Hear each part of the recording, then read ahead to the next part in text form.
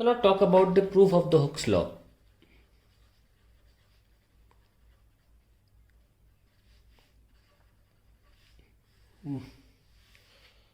एक बात ध्यान रखें कि हमने आपको इंटर एटॉमिक सेपरेशंस पे जो फोर्स काम करता है उसका फॉर्मूला हमने डिराइव करके बताया था। यू तो एक्सप्रेशन डायरेक्टली लिख दिया था मैंने, और फॉर्मूला था A P upon P R plus one and minus B Q upon Q R plus one, ऐसा कुछ था ना। ये जो फॉर्मूला था फोर्स का बिटवीन द टू एटम्स, ये ओवरऑल फॉर्मूला था, बट हम यहाँ पे बात कुछ और करने वाले हैं। जैसे कि हमने आपको डेफिनेशन में भी लिखवाया था। चलो मैं बोल देता हूँ डेफिनेशन दोबारा, पेज मैंने नीचे डाल दिया है। That within Hooke's limit, ये बात विद इन हुक्स लिमिट या कहें इलास्टिक लिमिट भी कही जा रही है। मैंने तब ये वर्ड यूज़ नहीं किया था। एक्चुअली इलास्टिक लिमिट को हुक्स लिमिट भी बोला जाता है। और इलास्टिक लिमिट वो होती है जिसमें बॉडी अपने शेप को रीगेन कर लेती है। सिर्फ उस दायरे की बात हो रही है। तो उस दायरे में फोर्स का फॉर्मूला सेपरेशन के साथ क्या है वो थोड़ा अलग होगा इससे पहले कि आपके अंदर ये डाउट्स आए कि सर आपने पहले फोर्स ही लिखवाया था, अब हम कुछ और फोर्स लिख रहे हैं। ध्यान रखें वो इलास्टिक लिमिट के भीतर की बात चल रही है, जिसमें बॉडी अपने शेप को दोबारा अटेन कर लेती है, सिर्फ उतना। और ये बता दूँ मोटा मोटा ऑन एन एवरेज, अच्छे ऑथेंटिक सोर्स से बता रहा हूँ बता के, कि हुक्स लिमिट या इलास्टिक लिमिट वो लिमिट जिस पे बॉडी अपनी शेप को दोबारा अटेन कर लेती है, डिफॉर्म नहीं होती परमानेंटली या थोड़ी भी, वो बहुत कम लेंथ होती है। एग्जाम्पल के तौर पे अगर 1 मीटर का कोई वायर लेते हैं आप और उसे एक्सटेंड करते हैं तो करीब करीब 3 mm तक ही केवल वो अगर खींचेंगे तो वापस आ जाएगा। 1 मीटर पे 3 mm कह रहा हूँ, यानी कि 1 मीटर में 1000 mm होता है भाई। उस पे 3 mm यानी कि 1003 mm होगा अगर, तो वो 1000 mm पर आने की संभावना है। 4 हो गया तो नहीं आएगा। तो ये बहुत ही कम दायरा है जिसमें लॉ वैलिड होता है। Now let's go to the proof. Suppose I have a rod और हम उस पर फोर्स लगाते हैं इधर और इधर, टेंसाइल फोर्स लगा रहे हैं, तो ये लेंथ बढ़ेगी, खिंचेगा। लेकिन अगर हम एटम के बेसिस पर देखें तो ऑब्वियसली दो एटम्स बिना फोर्स लगाए तो आर नॉट की दूरी पर थे। और मैंने पहले भी एक्सप्लेन किया था, ये आर नॉट वो दूरी होती है जहाँ पे एफ नेट 0 होता है। यहाँ पर अट्रैक्टिव और रिपल्सिव फोर्स दोनों बराबर होते हैं। अगर आप कंप्रेस करोगे तो रिपल्शन चालू हो जाएगा, फिर स्ट्रेस डेवलप होगा जो वापस उसको अपनी जगह पर जाने के लिए कहेगा, और अगर टेंसाइल लगाओगे तो अट्रैक्टिव फोर्स चालू हो जाएगा, फिर वो उसे पास बुलाने की कोशिश करेगा। तो ये वो दूरी आर नॉट जिस पर अभी एफ नेट 0 है, या यूँ कहिए टोटल फोर्स 0 है। और अगर मैं बॉडी पर कैपिटल एफ से दिखा रहा हूँ, I think I should be showing this by small F, because ये स्मॉल एफ जो है ये एक एटम पे लग रहा है। ठीक है। नाउ हमने खींचा तो है, तो मान लीजिए ये एटम्स जो हैं ये अब किसी और दूरी पर आ गए, आर की दूरी पर। ओके। सो अगर मैं ऐसे दिखाना चाहूँ कि ग्राफ में दिखाना चाहूँ force on atom, on one atom versus inter atomic separation. तो आइए ग्राफ दिखाते हैं। तो मैं छोटे एफ से दिखा रहा हूँ ना, तो आर नॉट तक तो फोर्स 0 है ना। इस आर नॉट पे फोर्स 0 है। मैं लिख देता हूँ इसे रेड पेन से दिखाए तो, यहाँ आर नॉट पे फोर्स 0 है। जैसे ही आपने थोड़ा सा बढ़ाया, ये आर डिस्टेंस थोड़ा इंक्रीज किया, यहाँ पर आए, force will definitely increase. Suppose आपने खींच के बॉडी को अब यहाँ पे ले आए हैं, तो ये डिस्टेंस आर है। ओके, यहाँ पर आ गई ये दूरी। सो हाउ सपोज ये जो आपने थोड़ा सा खींचा है बॉडी को, या दो एटम्स के बीच की दूरी जो है, let it increase by X quantity. Okay, so can I write R equals to X plus R naught? Yes I can. देख लो आर नॉट ये और एक्स ये, so I can write X equals to R minus R naught. Okay, so this is X, this gap is X. Mister Hooke ने कुछ experiments किए और उन एक्सपेरिमेंट्स के बलबूते उनको ये बात पता लगी कि जो फोर्स है वो लीनियरली डिपेंड कर रहा है इस एक्सटेंशन पे इन दैट लिमिट। ओके, तो उसको ग्राफ में कैसे दिखाएंगे हम, मैं रेड सी दिखा देता हूँ इस तरीके से।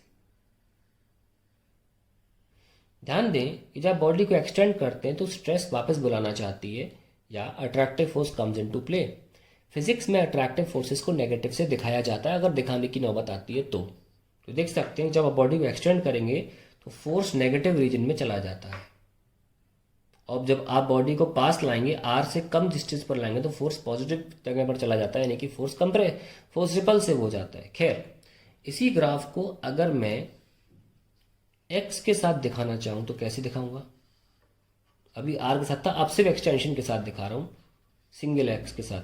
तो जब एक्स जीरो है यानी कि बॉडी एक्सटेंड ही नहीं हुई, एक्स जीरो का मतलब बॉडी को खींचा ही नहीं गया है, तो फोर्स भी जीरो है। और जब खींचा गया तो the graph is like this. Okay, it's a straight line. Straight line का मतलब क्या होता है? दैट एक एटम पे जो फोर्स लग रहा है is proportional to the extension of the distance between the atoms, है ना। तो ये यहाँ तक तो आर नॉट है ये, और जो एक्स्ट्रा खिंचा है ये एक्स है। तो इंटरएटॉमिक फोर्स जो है वो F proportional to x experimentally मिला। ओके, हम कहानी को इससे आगे ही बढ़ाएंगे। यहाँ तक आई होप क्लियर है। आप चाहे तो इसको F is equals to k x भी लिख सकते हैं, और ये वन एटम की बात चल रही है, ना कि पूरे मटेरियल की। पूरे मटेरियल पे जो फोर्स है वो कैपिटल एफ है, which will be some number of atoms into small F. Small F किस पे लग रहा है? एक एटम पे। कैपिटल एफ कितने पे लग रहा है? पूरे क्रॉस सेक्शन में जितने भी एटम्स हैं उन पे लग रहा है। यस और no? So we are going to that. No, कहानी ये है कि हम दिखाते तो हैं कि एटम्स बहुत दूरी पर हैं, लेकिन अल्टीमेटली सॉलिड्स में एटम इस तरीके से रखे होते हैं। ठीक है, इस तरीके से रखे होते हैं एटम्स, और उनके बीच में दूरी जो होती है ना, वो सेंटर के बीच में दिखा होती है एक्चुअली में, और इसको हम कह रहे हैं are naught. Got my point? So एक तरह से आर नॉट क्या है? एक तरह से कह सकते हैं are nought is diameter of atom. ऐसे भी तो बोल सकते हैं, क्योंकि आफ्टर ऑल दो रेडियस के बराबर है ना। R nought diameter of atom है, तो one atom occupies area A equals to, या स्मॉल ए, एरिया को स्मॉल ए से दिखा देते हैं क्योंकि एक एटम का एरिया है ना। Small A is equals to pi, क्योंकि डायमीटर है ना ये, आर नॉट स्क्वायर बाय 4, क्योंकि हम जानते हैं कि अगर डायमीटर के फॉर्म में लिख रहे हो तो पाई डी स्क्वायर बाय 4 आंसर आता है। So that is the area which one atom occupies, only one atom. Okay, now जैसे कि हमने जो रॉड लिया था, लेट ये जो जिस पे फोर्स लग रहा है पूरे पोर्शन पे, उसका एरिया हम कैपिटल ए ले लेते हैं, तो नंबर ऑफ एटम्स निकाला जा सकता है। तो number of atoms in a area कैसे निकालेंगे? Total area divide by area of one atom, है ना।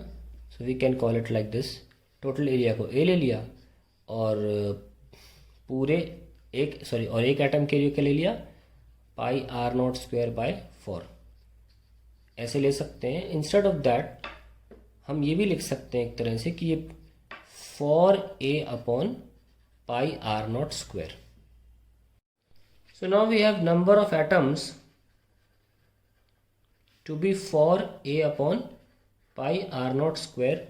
4 अपॉन पाई तो खैर कांस्टेंट है, तो क्यों ना उनको कोई कांस्टेंट बना लो, say C constant C A upon are not square, ऐसे छोड़ दो। 4 अपॉन पाई का ज़्यादा कोई यूज़ नहीं होगा, इसलिए मैं कह रहा हूँ अपॉन आर नॉट स्क्वायर। तो जो कैपिटल एफ है वो तो टोटल फोर्स हुआ ना, total force which is equals to number of atoms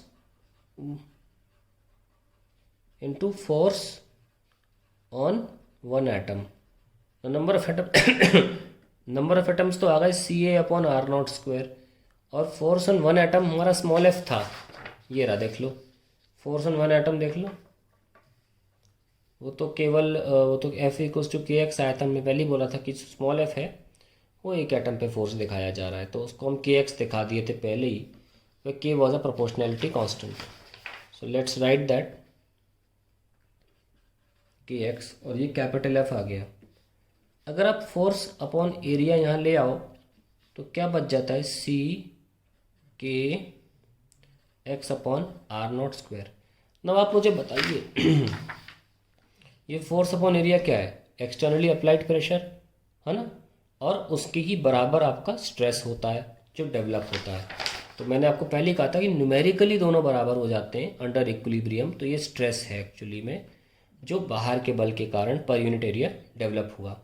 तो एक्सटर्नल प्रेशर का रिस्पॉन्स स्ट्रेस मैंने लिख दिया है। दूसरी बात, सी के बाय आर नॉट को अलग कर लीजिए और सिर्फ एक्स अपॉन आर नॉट को यहाँ पे आप लिख लीजिए। आप डायग्राम में देखो एक्स अपॉन आर नॉट क्या है, एक्स क्या था, increase in length, r nought क्या है, ओरिजिनल लेंथ है ना, तो इसी को तो स्ट्रेन बोलते हैं, यही तो स्ट्रेन है।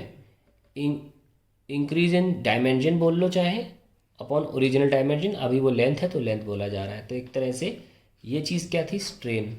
तो stress is equals to some constant, let me call it capital K, और अलग अलग कांस्टेंट्स आएंगे, ये इसको क्या बोलते हैं वो भी बताएंगे आपको हम, strain. This is called Hooke's law. हो गया प्रूफ, यही तो हुक्स लॉ था। और के को प्रोपोर्शनलिटी बना दें, I mean this is actually called Hooke's law, तो इक्वेशन है, this is called Hooke's law, stress proportional to strain.